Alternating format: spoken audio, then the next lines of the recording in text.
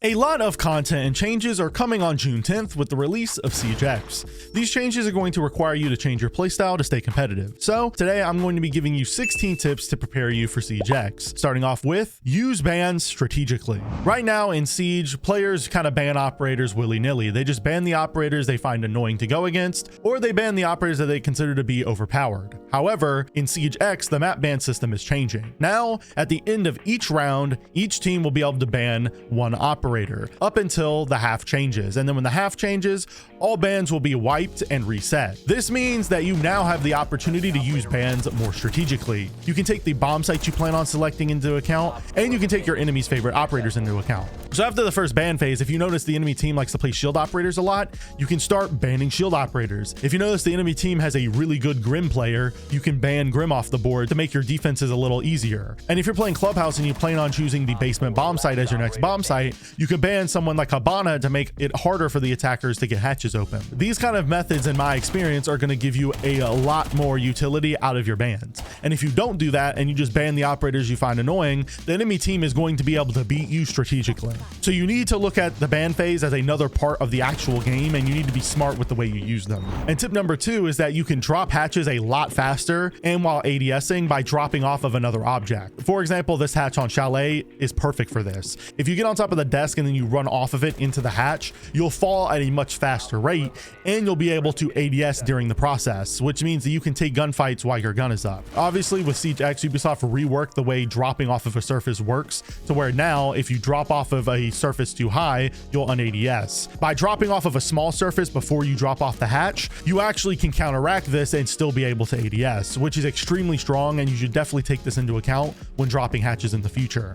Now for this to work, you have to drop on the corner of the hatch. If you don't perfectly line yourself up to drop through the corner of the hatch, it's not going to work and you're going to un-ADS in the process. So you have to line it up perfectly. Now, something that you should do on the defense that I've noticed in the test server is you should preemptively destroy environmental objects that could cause you harm. If you're roaming on the defense and you notice in the area that you're roaming, there's a gas line that can potentially cut off your rotation, shoot it in the prep phase so that the attackers can't use it against you. If there's metal detectors that will stop you from rotating, destroy them with impacts. And if there's fire extinguishers nearby that could be used against you by the attackers, destroy them as well. You only want to leave the environmental objects up that will benefit you as a defender. So you need to keep that in mind during the prep phase and try to preemptively destroy anything that will be bad for you. Now, obviously, if you've watched the Siege X reveal, we've all seen the rappel rework. And that's why when Siege X comes out, you should be spending way more time on rappel and learning how to use it. You should go into quick match and spend time on rappel learning how to take gunfights and to learn how perspective works while you're on rappel. And that is because a lot of players, especially in the lower ranks, still have no idea how to take gunfights on rappel and how to be effective on it. You need to learn how to do this in Siege X because it's a lot more effective and will help you win a lot more attacking rounds. Now, something that you can do in the settings to give you a massive advantage in gunfights is to turn shadows up in your graphic settings. In normal Siege, shadows were already kind of important because when an attacker was outside and they walked past a doorway, you could see their shadow. However, now in Siege X, shadows are way stronger and they're in first person. So that means you can see an enemy shadow on a wall if they're near a light source, no matter what they're doing. If they're standing still, if they're walking down the hallway, you'll be able to see that shadow and take advantage of it. This can give you information on an enemy you wouldn't otherwise seen, and it's definitely something that you should be taking advantage of. Now, another thing related to settings that a lot of people are going to run into when they boot up Siege X for the first time is that Siege X heavily reduces the average frame rate of many people. This is because Ubisoft has remastered a lot of maps and the lighting engine in the game has gotten a lot better. So I recommend using these settings to get the most FPS possible while not sacrificing on your competitive advantage. I'll scroll through the settings really quickly on my screen and you can pause to follow the settings yourself. Also, I recommend closing as many background processes as possible because in Siege X, if you have multiple Chrome browsers open or you have a ton of random other stuff open on your PC, it's going to make Siege run a lot worse because you can't really get away with the same things you could with old Siege. Now, because of the new lighting system and graphics, you may be tempted to try to use the same rat spots you used to use before to sneak up on opponents. However, the rim lighting in Siege X is much stronger, so you'll be found extremely easily. And that's why I recommend never hide in corners or under desks in Siege X ever again. A lot of players like to use these little hiding spots while they're on a roam to sneak up on the attackers. However, now with rim lighting, it's even easier for the attackers to drone you out or for them to see you when they walk into the room. So you're basically putting yourself in a death trap if you try to hide in a corner.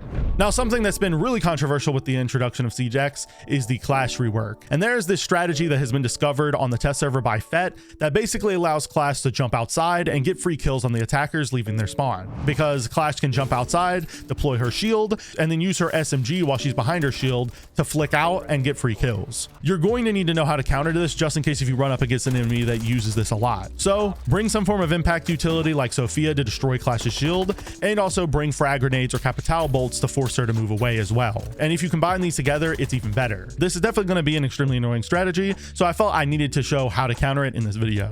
Now, something that has gone under the radar for many players in Siege X is the fact that claymores are much more obvious now. So you won't be able to hide claymores on carpets or in some of the same positions that you used to before. You're now going to have to change up your placements a lot to hide as many lasers as possible to hopefully stop the defenders from noticing the claymore. So when placing your claymores down, I'd recommend placing them outside under windows firstly, because the defenders obviously won't be able to see those coming until they vault the window. But if you're going to place them indoors, try to place them in ways where only one laser is peeking out, so it's a lot less obvious for the defenders to see. Also, a lot of maps have had minor changes that can affect your matches. Chalet's default plant in the basement now is bulletproof. The box on Canal Skybridge is a lot lower, meaning you can get headshotted pretty easily if you're standing. Bank's main skylight vault has been removed, and a ton of maps have had minor changes to their roofs or walls to allow for the new rappel system to function. You need to keep these new changes in mind because some of your strategies might be affected by this. And another change that has gone under the radar by many that I only knew about from Kudos is the fact that Amaru can use her gadgets indoors in dual front. If you don't know, before Siege X, Amaru could not use her gadget at all indoors. And this was to stop her from doing things like rappel up floors in cafe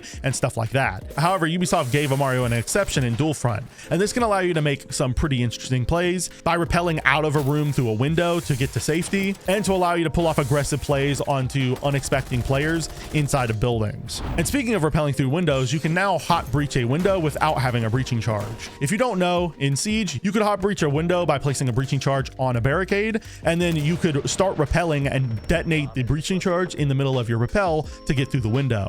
However, you couldn't start the rappel animation in any other circumstance other than when a breaching charge was on the window. Now that's no longer the case. So you can use shotguns to hot breach or other destructive gadgets instead to get through a barricade. This will allow you to catch the defenders off guard a lot more consistently since the breaching charge is a lot louder. Now, something operator related that is extremely huge is the changes to Thunderbird's gadget. Thunderbird's coda stations can now be placed wherever you want because enemies no longer get healed by them unless they get hacked by Bravo. This means that you can set up Thunderbird's Kona stations up on a roam or just off site near where your teammates are playing without worry, and they can get heals from these stations whether you die or not. This makes her incredibly strong now because of her gadget obviously being a lot stronger than before and all of the secondary utility that she has in her kit. She's honestly, in my opinion, the best healing operator in the game right now and much better than Doc. So keep that in mind in your future games in Siege X. And now finally, if you want to practice and improve your aim in Siege X, a lot of the tips I'd give you would be the same. I'd recommend you use the same practice routine that I've recommended players use for years now, which I'll show right now.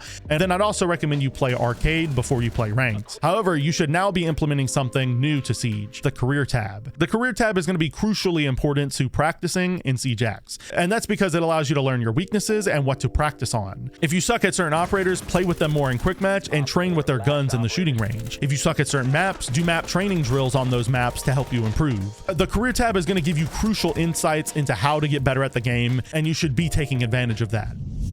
Anyways, that wraps up today's video. Let me know if one of these tips helped you or if you think I missed anything in the comments down below. If you enjoyed today's video, I make these content just like this once a week, so go subscribe to the channel and follow me on Twitter if you don't want to miss the next upload. If you want to watch another video just like this one, a video will be popping up on your screen right now that I'm sure you all enjoy. I'll see you next time, friends, and peace.